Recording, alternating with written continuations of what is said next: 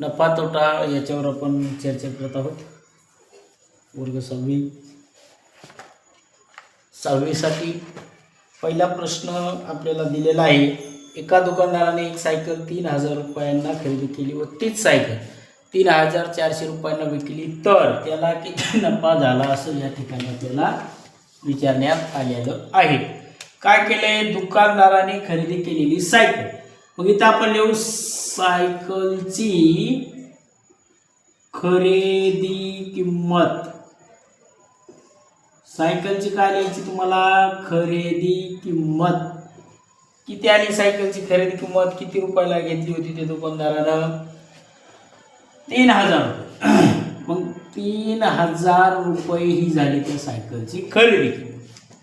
आता ती झाली खरेदी. मग सायकलची विक्री किंमत काय आपल्याकडं, मग आपण लिहू सायकलची विक्री किंमत बरोबर किती रुपयांना विकली होती, ती 3400 रुपयांना विकली होती. मग 3400 रुपये हे झाले. आता यामध्ये त्याला नफा झाला का तोटा विचारले तर आपल्याकडे सूत्र आहे नफा बरोबर विक्री वजा खरेदी. आपल्याकडे सूत्र काय आहे, नफा बरोबर विक्री किंमत वजा खरेदी किंमत. खरेदी किंमत. विक्री किंमत किती, ही विक्री किंमत आपण लिहू 3400. मग वजाबाकी करायची. मग वजा खरेदी किती होती, 3000 रुपये बरोबर. आता दुकानदाराला काय झालाय, नफा. मग नफा किती रुपये झाला त्याला, 400 रुपये एवढा नफा झालेला आहे. हा दुकानदाराला झालेला नफा आहे. मग आपण लिहू दुकानदाराला रुपये 400 एवढा काय झाला, नफा झाला. सॉल्व. आता समजलं, सोपं पुढे कंटिन्यू करू. आता पुढे दिले, सुनंदाबाईने 475 रुपयांना दूध खरेदी केले. त्या दुधाचे दही करून त्यांनी 700 रुपयांना विकले तर त्यांना किती नफा झाला असा प्रश्न विचारला. दुधाची खरेदी किंमत सुनंदाबाईंनी दूध खरेदी केले. कुणी, सुनंदाबाई. मग सुनंदाबाईने खरेदी केलेल्या दुधाची किंमत किती होती आपल्याकडं, 475. त्यांनी त्याला दही करून विकले, म्हणजे त्या दुधापासून केलेलं दही त्यांनी विकले. मग आपण इथे लिहू दह्याची विक्री किंमत. दह्याची विक्री किंमत किती रुपयांना विकले ते सुनंदाबाईनं, किती, 700 रुपयांना.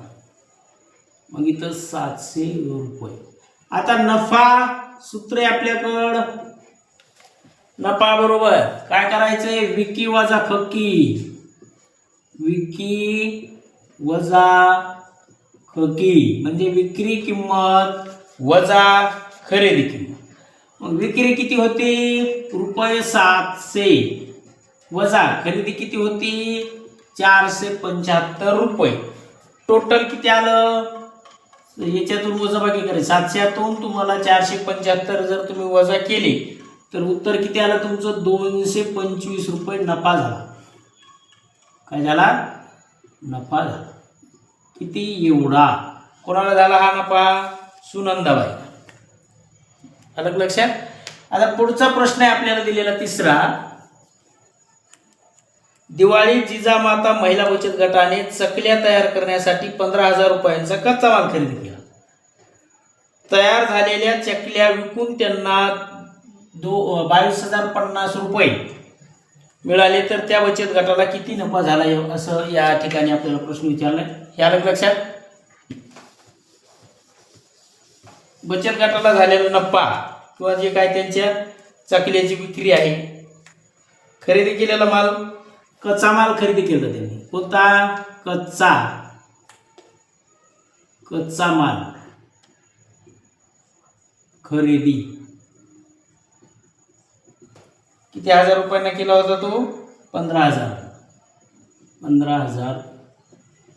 रुपये त्याच्या चकल्या करून विकल्या त्याने.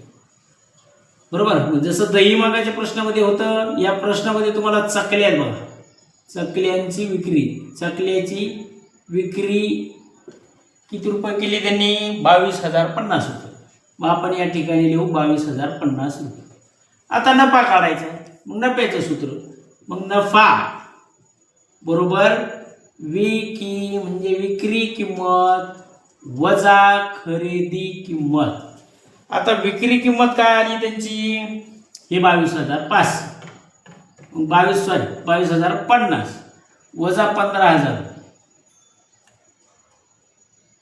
वजा 15,000 झालेला नफा. आता यांना नफा किती झाला? 50 50 राहील. 22 मधून 15 गेले राहिले 7,050 रुपये नफा. मग आपण इथे लिहू नफा. त्या बचत गटाला किती नफा झाला? 7,050 रुपये. आता अशा प्रकारचे आपले प्रश्न झालेले. याच्यात पुढे जर तुम्हाला अडचण असेल तर प्रश्न विचारा.